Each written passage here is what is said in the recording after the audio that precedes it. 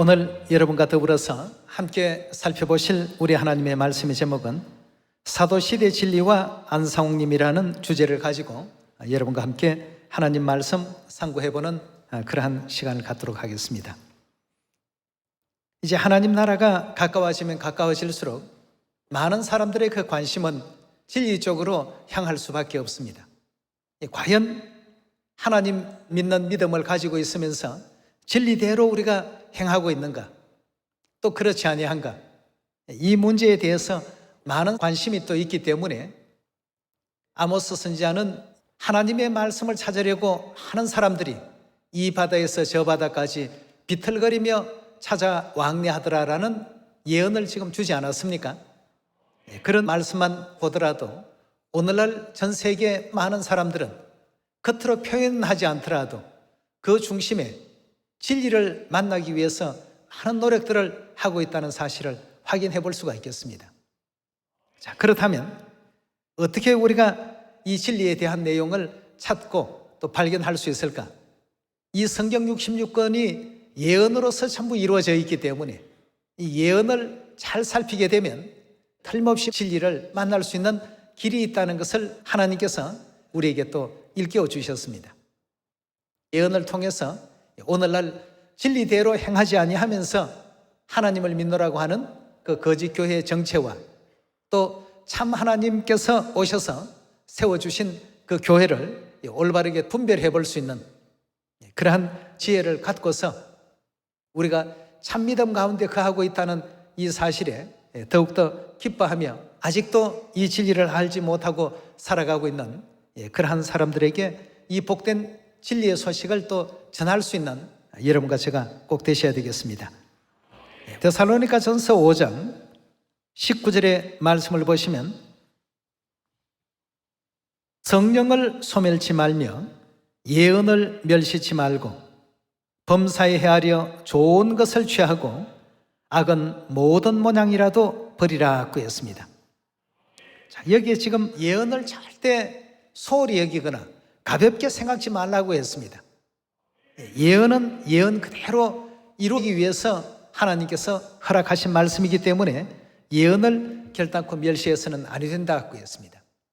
자, 그렇다면 오늘날 이 지상에는 저 나름대로의 하나님을 믿노라고 하며 천국을 갈 수 있는 진리가 있는 양 이렇게 하는 사람들을 현혹시키는 많은 교회들이 있습니다. 성경에는 거짓 교회의 그 출현들과 어떤 부류의 교회들이 거짓 교회라는 사실을 우리 하나님께서 지목해 주신 많은 부분의 예언들이 있습니다. 마태복음 13장 24절의 가르침을 함께 보시겠습니다. 예수께서 그들 앞에 또 비유를 베풀어 가라사대 천국은 좋은 씨를 제밭에 뿌린 사람과 같으니 사람들이 잘 때에 그 원수가 와서 곡식 가운데 뭘 뿌렸다고요? 가라지를 덧뿌리고 갔더니 삭이 나고 결실할 때에 가라지도 보이거늘 집주인의 종들이 와서 말하되 주여 밭에 좋은 씨를 심지 아니하였나이까? 그러면 가라지가 어디서 생겼나이까? 주인이 가로되 원수가 이렇게 하였구나. 종들이 말하되 그러면 우리가 가서 이것을 뽑기를 원하시나이까? 주인이 가로되 가만두어라. 가라지를 뽑다가 곡식까지 뽑을까 염려하노라. 둘 다 추수 때까지 함께 자라게 두어라. 추수 때 내가 추수꾼들에게 말하기를 가라지는 먼저 거두어 불사르게 단으로 묶고 곡식은 모아 내 곡간에 넣어라 하리라고 했습니다.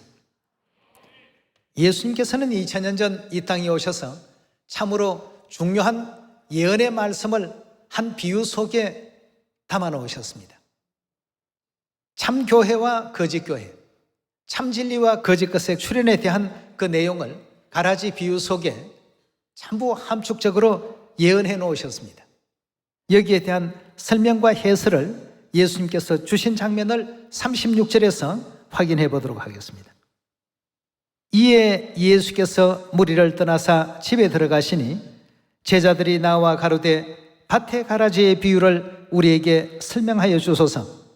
대답하여 가라사대 좋은 씨를 뿌리는 이는 누구라고요? 즉 예수님이라고 했습니다. 인자로 비유되어 있는 예수님께서 이 땅에 오셔서 농부의 그 입장에서 좋은 씨를 전부 뿌려놓으셨는데 그 뒤에 어떤 일이 일어난다고 했는지 계속 보도록 하겠습니다. 38절입니다. 밭은 뭐라고요? 세상이라고 하셨고 좋은 씨는 천국의 아들들이요 가라지는 악한 자의 아들들이요 가라지를 심은 원수는 누구라고요? 마귀. 이 마귀가 결국 이와 같은 일들을 벌이게 될 것이라는 것도 알려주셨습니다.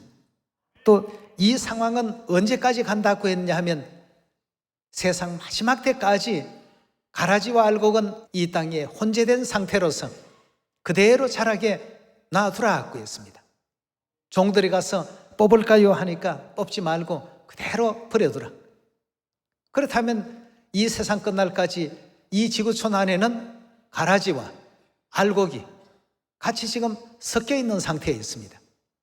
이걸 우리가 구분할 줄 알아야 되지 않겠습니까? 39절의 말씀 보시면 가라지를 심은 원수는 마귀요 추수 때는 뭐라고요? 세상 끝이요 추수꾼은 천사들이니 그런즉 가라지를 거두어 불에 사르는 것 같이 세상 끝에도 그러하리라 하고 했습니다. 결국 가라지의 그 운명은 어떻게 된다고 했습니까? 불 속에 들어갈 운명이라. 41절입니다. 인자가 그 천사들을 보내리니 저희가 그 나라에서 모든 넘어지게 하는 것과 또 불법을 행하는 자들을 거두어내어 어디에 던진다고요? 풀무불에 던져 넣으리니 거기서 울며 이를 갈미 있으리라. 그때 의인들은 자기 아버지 나라에서 해와 같이 빛나리라. 귀 있는 자는 들으라 하고 했습니다. 풀무불에 들어갈 존재들이 어떤 존재라고요?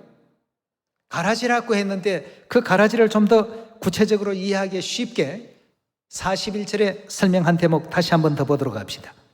인자가 그 천사들을 보내리니 저희가 그 나라에서 모든 넘어지게 하는 것과 뭘 행하는 자들을 거두어 낸다고요? 불법을 행하는 자들을 전부 거두어내어 어디에 던진다고 했습니까? 풀무불에 던져 넣을 것이다 하고 했습니다. 그렇다면 이 가라지는 불법을 행하는 자들이라고 보시면 이해하기가 쉬울 것입니다. 이 불법을 마귀가 그렇게 심었다 하고 했습니다. 좋은 씨는 누가 심었다고요? 인자 대신 예수 그리스도께서 심으셨다 하고 했습니다. 우리가 진리를 찾고자 하는 것은 영원한 천국에 올바르게 들어가기 위함이 아니겠습니까? 근데 그 진리의 씨를 뿌리신 이는 예수님이시고 마귀는 어떻게 했다고요? 불법의 씨앗을 뿌렸다 하고 했습니다.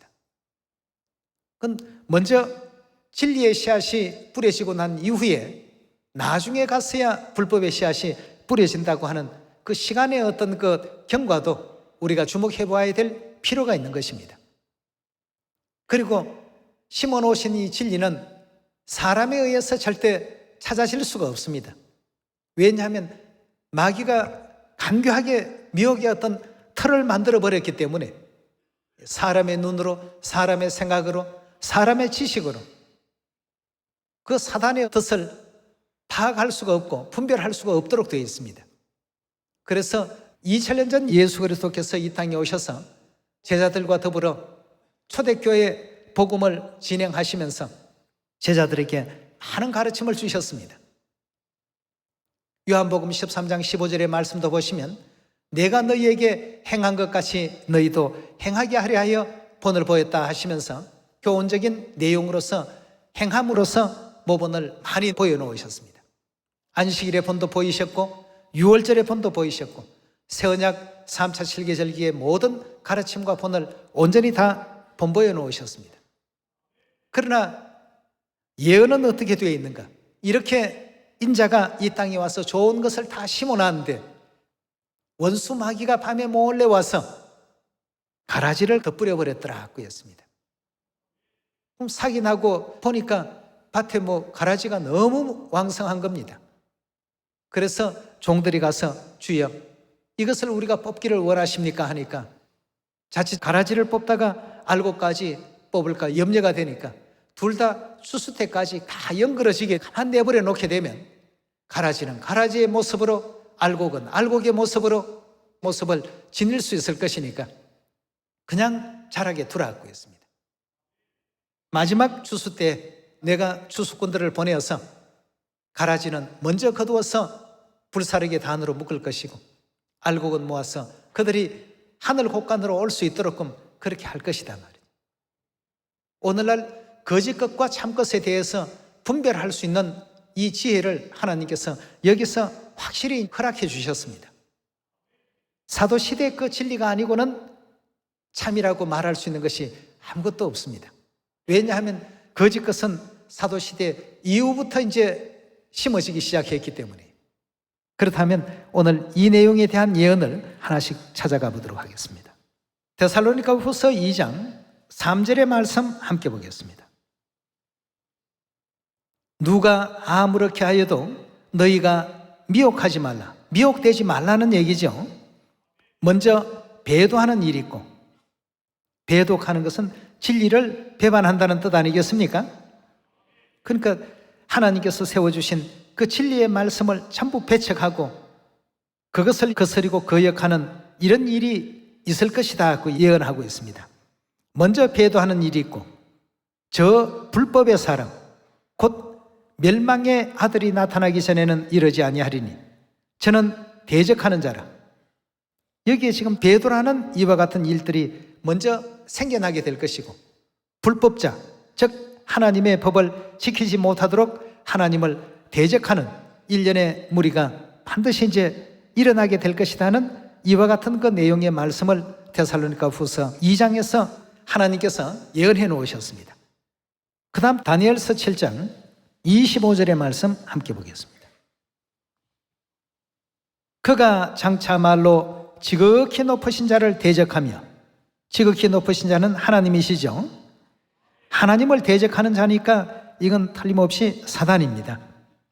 그래서 불법도 누가 심는 거라고 했습니까? 가라지를 심은 원수는 바로 마귀다. 예수님께서 그렇게 말씀하셨고 알려주셨습니다. 장차 말로 지극히 높으신 자를 대적하며 또 지극히 높으신 자의 성도를 어떻게 한다고요? 괴롭힐 것이고, 그가 또 뭘 변개시킨다고 했습니까? 때와 법을, 하나님의 그 새 언약 생명의 진리의 법을 이와 같이 반드시 변개할 것이다. 이 자가 바로 누구냐 하면 데살로니가 후서 2장에 설명되어 있는 불법자입니다. 멸망의 아들이죠. 괴롭게 할 것이며, 그가 또 때와 법을 변개코자 할 것이며, 성도는 그의 손에 붙임받아 얼마 동안 지내게 된다고요? 한 때와 두 때와 반 때를 지내게 될 것이라고 예언하고 있습니다. 자, 예언은 여기에서 끝나지 아니하고 26절의 말씀 보시면, 그러나 심판이 시작된 적 그는 권세를 빼앗기고 끝까지 어떻게 된다고요? 멸망할 것이라 하고 했습니다. 27절의 말씀 보시면, 나라와 권세와 온 천하 열국의 위세가 지극히 높으신 자의 성민에게 붙임받으리니 그의 나라는 영원한 나라이라. 모든 권세 있는 자가 다 그를 섬겨 복종하리라 하여 그 말이 이에 그친지라 하고 했습니다. 이 마지막 최후의 그 순간에는 하나님의 백성들의 최후의 그 승리가 이와 같이 있게 될 것이라는 예언 아니겠습니까?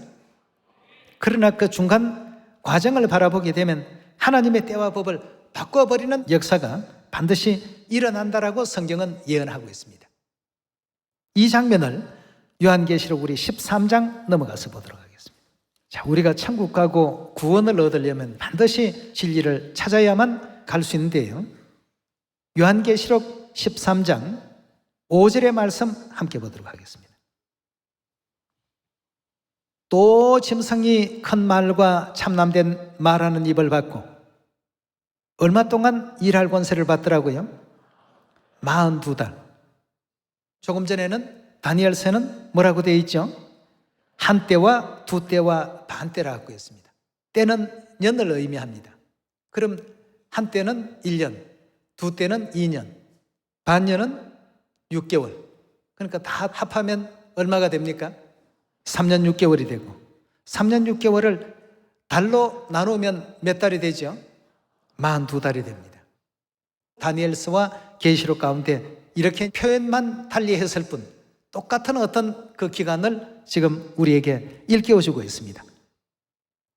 42달 동안 짐승이 큰 말과 참남된 말한 입을 받았더라고 했습니다. 누구에게로부터 받았습니까? 계시록 13장 3절에 보시면 그의 머리 하나가 상하여 죽게 된 것 같으니 그 죽게 되었던 상처가 나음에 온 땅이 이상히 여겨 짐승을 따르고. 누가 짐승에게 권세를 주었다고요? 용이 짐승에게 권세를 주므로 용에게 경배하며 짐승에게 경배하여 가로되 누가 이 짐승과 같으뇨? 누가 능히 이로 더불어 싸우려 하더라. 또 짐승이 큰 말과 참난된 말하는 입을 받고 42달 일할 권세를 받더라 고 했습니다. 그럼 용은 요한계시록 12장 7절에 보면 마귀요 사단이라고 되어 있지 않습니까? 결국 사단의 그 일을 얼마 동안 한다고 되어 있냐 하면 42달 동안, 42달이 일수로 따지면 1260일이라고 되어 있습니다. 성경에는 1260일, 42달, 한때, 두때, 반때 다 똑같은 기간을 설명하고 있는데 교황권이 확립되던 AD 538년부터 1798년까지 1260년 동안 말이죠. 1260년이라는 그 기나긴 세월 동안에 진리는 이 땅에서 다 사라져버리고 하나님의 법이 아닌 거짓 것이 이 지상 전체를 뒤덮게 될 것을 성경은 예언하고 있죠. 우리 이 문제에 대해서 갈라디아서 1장 6절에 예언된 말씀도 한번 보도록 하겠습니다. 그리스도의 은혜로 너희를 부르신 이를 이같이 속히 떠나 다른 복음 쫓는 것을 내가 이상히 여기노라. 다른 복음은 없나니 다만 어떤 사람들이 너희를 요란케 하여 그리스도의 복음을 변하려 함이라. 그러나 우리나 하늘로부터 온 천사라도 우리가 너희에게 전한 복음 외에 다른 복음을 전하면 어찌 된다고요? 저주를 받을지어다 고 했습니다. 다른 복음을 전하면 이와 같이 저주가 임하게 된다라고 알려주셨습니다. 그리스도께로부터 우리가 가르침을 받은 것, 오직 그것만이 우리를 영원한 천국으로 인도할 수 있는 진리 중에 진리 아니겠습니까? 그것이 아닌 다른 것은 다 이와 같이 저주를 받게 될 것이라고 성경은 예언하고 있습니다. 사도행전 20장도 계속 확인해 봅시다. 28절의 말씀 보시면 너희는 자기를 위하여 온 양떼를 위하여 삼가하라. 성령이 저들 가운데 너희로 감독자를 삼고 하나님이 자기 피로 사신 교회를 치게 하셨느니라. 내가 떠난 후에 흉악한 이리가 너희에게 들어와서 그 양떼를 아끼지 아니하며 또한 너희 중에서도 제자들을 끌어 자기를 쫓게 하려고 어그러진 말을 하는 사람이 일어날 줄을 아노니 그러므로 너희가 일켜 내가 3년이나 밤낮 쉬지 않고 눈물로 각 사람을 훈계한 것을 기억하라고 했습니다. 자, 이렇게 이제 사도 말경부터 시작해서 조금씩 그런 어떤 조짐들이 보였습니다만 결국 4세기를 넘어서 본격적으로 이와 같은 어떤 문제들이 노골화되었던 그러한 종교 암흑 기간들을 맞이하게 되었던 것 아니겠습니까? 자, 안식일이 일요일로 바뀌는 AD 321년의 사건과 또 유월절을 없애는 AD 325년의 사건과 그 다음 교회 안에 십자가의 어떤 제도가 영입이 되고 또 크리스마스 제도가 정착이 되고 이런 이제 없던 것이 자꾸 세워지기 시작했습니다. 자, 그렇다면 이런 일들이 반드시 있게 될 것이라고 예수님께서도 예언하셨고 사도들의 기록 가운데서도 이와 같은 예언들이 있었습니다. 사단이 때와 법을 변개시킬 것까지도 기록되어 있었고 한때 두때 반때 동안은 그 사단의 어떤 수하에서 이 세상이 움직여지게 될 것까지도 이렇게 분명히 언급해 놓으셨습니다. 이런 기록을 통해서 사도시대 이후에 가라지가 뿌려졌다는 틀림없는 사실을 역사적인 측면에서 또 성경의 예언적인 측면에서도 확인해 볼 수 있습니다. 자, 그렇다면 참 진리를 찾고자 하는 사람들은 어느 시대 진리에 주목을 해야 되겠습니까? 사도시대 그 시대의 것을 이제 우리가 찾아야 되겠습니다. 자, 이 문제에 대해서 에베소 2장 20절의 말씀 보도록 하겠습니다. 너희는 사도들과 선지자들의 터 위에 세우심을 입은 자라. 그리스도 예수께서 친히 모퉁이 돌이 되셨느니라. 그의 안에서 건물마다 서로 연결하여 주 안에서 성전이 되어가고 너희도 성령 안에서 하나님의 거하실 처소가 되기 위하여 예수 안에서 함께 지어져 가느니라 하고 했습니다. 여기에 지금 주신 말씀을 보니까 사도들의 터 위에 세움을 입은 자가 되어야 된다고 했는데, 그렇다면 분명히 진리교회에서는 사도시대 그 진리가 있어야 되겠죠. 사도시대 이후부터 가라지로 온 세상이 뒤덮여 있는 이런 형국인데, 이런 형국 속에 누가 과연 이 복음 진리를 다시금 회복시켜 줄 수 있겠는가? 아버지께서 우리 자녀들 살리시려 두 번째 이 땅에 오시지 않고는 그 누구도 사도시대 그 모든 진리를 찾을 사람이 없습니다. 요한계시록 5장에서 하늘 위에도 땅 위에도 땅 아래도 아무도 없다라고 이미 예언이 되어 있죠. 한번 확인해 봅시다. 요한계시록 5장 1절입니다. 내가 보매 보좌에 앉으신 이의 오른손에 책이 있으니 안팎으로 섰고 7인으로 봉하였더라. 또 보매 힘있는 천사가 큰 음성으로 외치기를 누가 책을 펴며 그 인을 떼기에 합당하냐 하니 하늘 위에나 땅 위에나 땅 아래 능히 책을 펴거나 보거나 할 리가 있다 했습니까?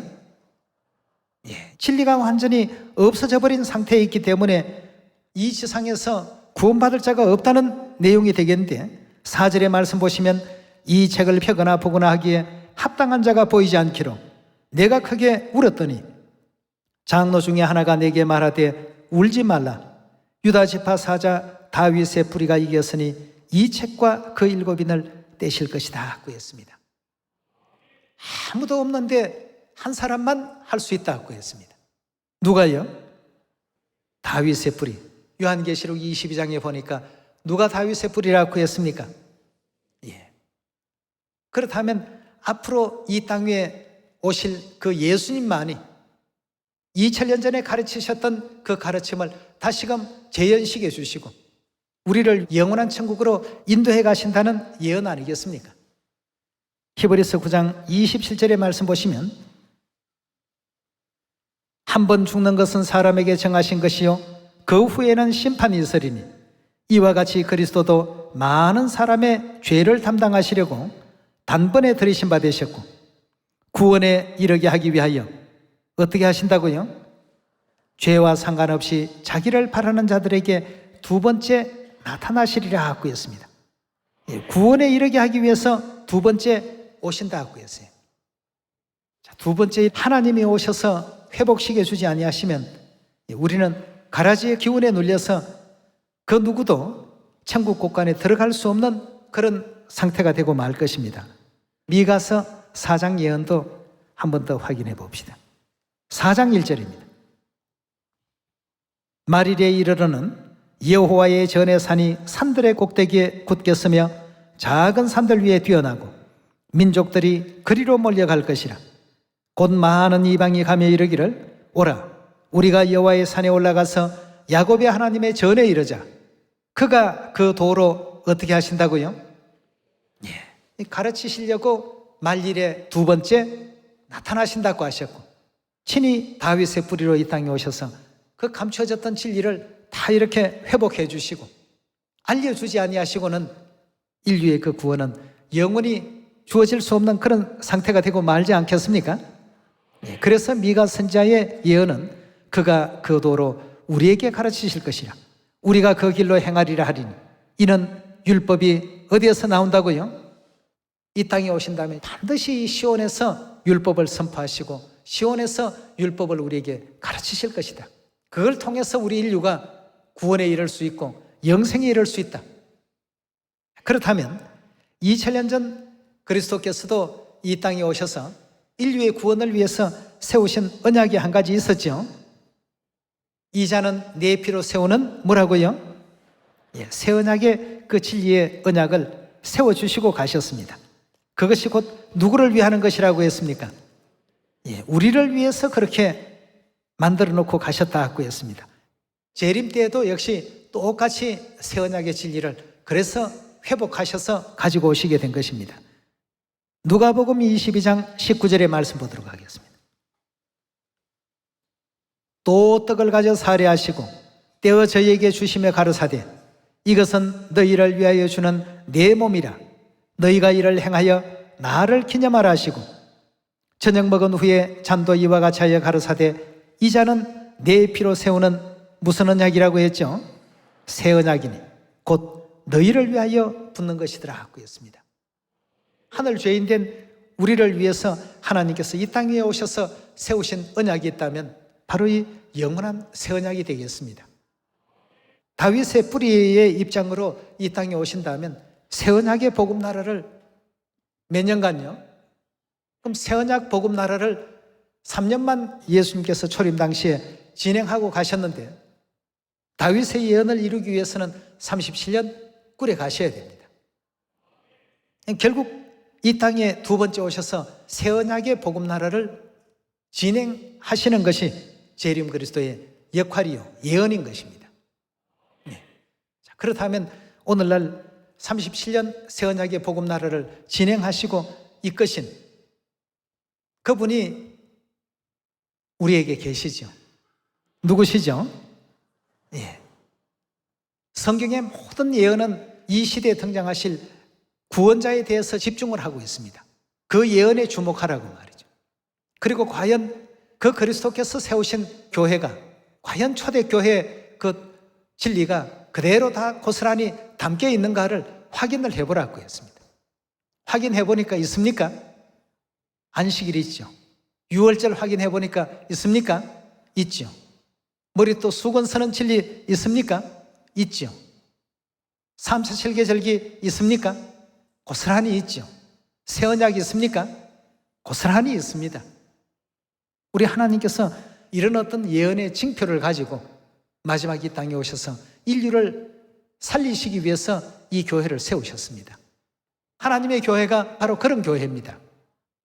우리는 진리 교회 안에 우리가 있다는 이 사실을 항상 자부심과 긍지를 잊지 말아야 되겠습니다. 오늘 사도시대 그 진리와 안상욱님이라는 주제의 말씀을 다시 한번 우리 마음 가운데 되새겨 보시면서 우리가 과연 어떤 진리 가운데 끝까지 머물러야 될까? 끝까지 견디는 자라야 구원을 얻으리라는 말씀을 주셨는데 견디지 못하고 중간에 이런 이유 저런 이유 때문에 진리를 놓쳐버리거나 잃어버리게 된다면 가장 불쌍한 사람이 되고 말 것입니다. 일제 36년 압박을 받을 때 가장 불쌍한 사람이 어떤 사람입니까? 잘 견뎌오다가 36년 말경에 가서 조국을 배반하고 일제의 앞잡이가 된다든가 이랬던 사람이 있다고 한다면 그 사람 어떻습니까? 가장 불행한 사람입니다.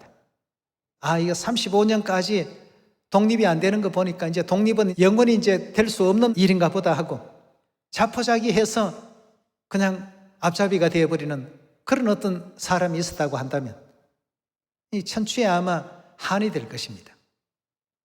그래서 성경은 우리에게 언제까지요? 끝까지 견디는 자라야 구원을 얻으리라 하고 했습니다. 그 끝까지가 오늘일 수 있습니다. 금년이 또 될 수도 있습니다. 우리가 그런 어떤 믿음을 갖고서 아버지 오실 때 모두가 다 기쁘게 또 부끄러움 없이 참으로 할렐루야 영광 중에 영접할 수 있는 시온의 모든 자녀들이 꼭 되셔야 되겠습니다. 그런 미래 그 영광을 생각하면서 잠시 있다 없어질 순간과 찰나에 연연하지 마시고 지혜로운 사람은 영원한 것을 바라보고 미련한 사람은 그 순간에 집착한다는 그러한 말씀을 아버지께서 친필 가운데 남겨놓으시고 가셨습니다. 이 순간에 집착하지 말고 영원한 것을 생각할 줄 아는 그런 여러분과 제가 꼭 되셔서 하나님께서 예비하신 그 아름답고 영화로운 천국을 다 유업으로 허락받을 수 있는 시온 가족들 다 되시길 부탁드리면서 말씀 마치도록 하겠습니다. 감사합니다.